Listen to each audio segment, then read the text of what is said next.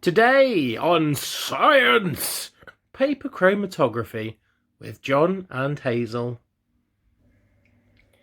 Today we will need felt tip pens, scissors, a pencil, some paper, a stick, some sort of clip. You will need some sort of cup and some water. Minor editing failure. Now to make the strips of paper.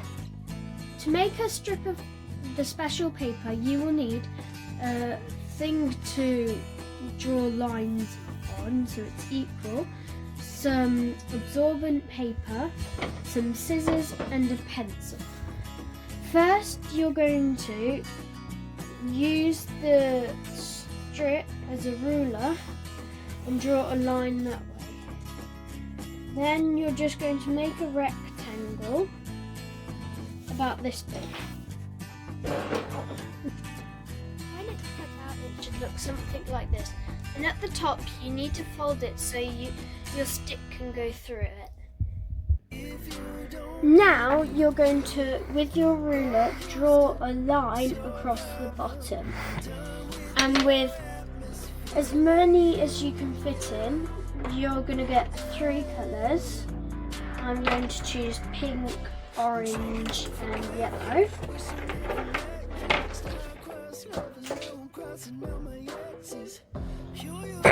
I'd get them off the floor if I were you.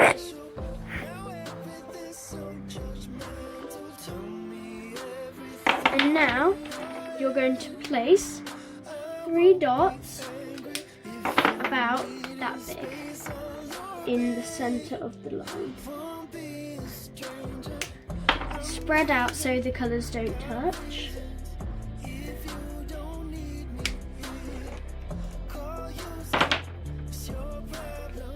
Next, you need to put your stick here and clip it on with some paper.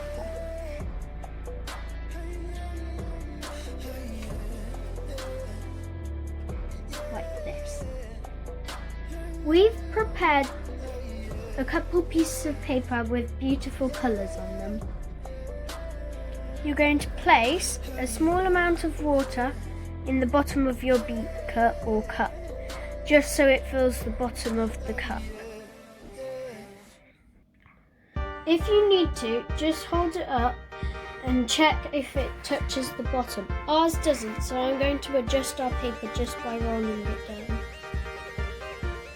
And now it does. Next, this is the most important part. Place it into the water.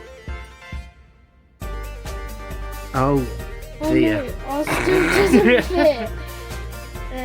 So that's why you should always check to adjust it, to still see if it's right. Alternatively, if it doesn't touch the bottom of the glass, Just add a bit more water. add a bit more water. There we go. Now, if you have a look, you'll see that the water is starting to climb up the paper. Because it's absorbent. So, today's experiment is all about how things are soluble and their solubility. Now, our different colours, as you can see, are starting to spread out. And the reason is that the ink is soluble in water.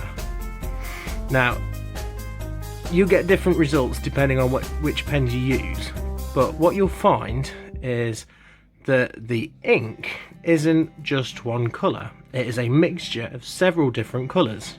We're going to show you some examples that we've already done.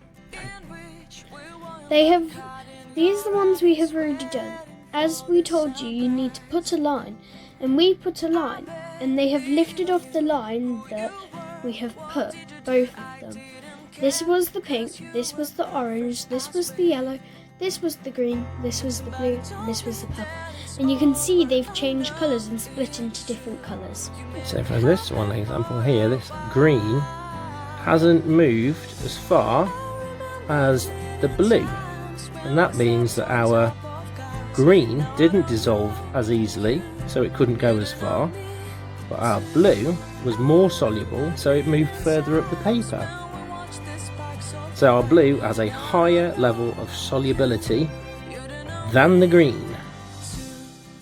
Now, if you're doing this at home, you'll be able to set yourself up with a nice little prediction chart here. So what we've done is we've written down the names of the colours, and then we have had to think about what we think those colours are going to split into. So for example, our orange is a mixture of red and yellow normally. So we think that the orange might split into two colours, but that doesn't necessarily mean that you are going to get that result. Sometimes the different pens split into surprising combinations of colours. The green is my favourite because it's surprising because it splits into lots of different colours like blue, green and pink. You wouldn't normally think that a green is made out of blue, green and pink.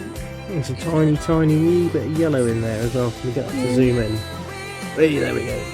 There's a little band of yellow there too. And with the first one we did, the water crawled up halfway up the paper. But for best results, let it go all the way to the top. My prediction for pink is red and purple.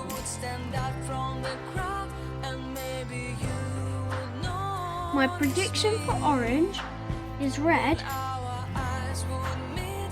yellow and pink. My prediction for yellow is a bit of pink,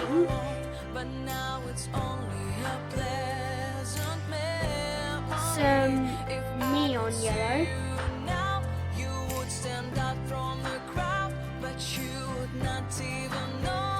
Two L's, what's Holly's going to shout at me? Keep going. and some gold-ish.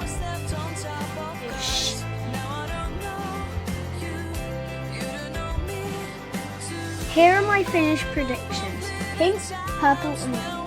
Orange, yellow, red and pink. Yellow, pink, neon yellow and goldish yellow. Green, lime green and light blue. Blue, purple and blue. Purple, pink and blue. When it's done, let it dry. We'll take it off and let it dry.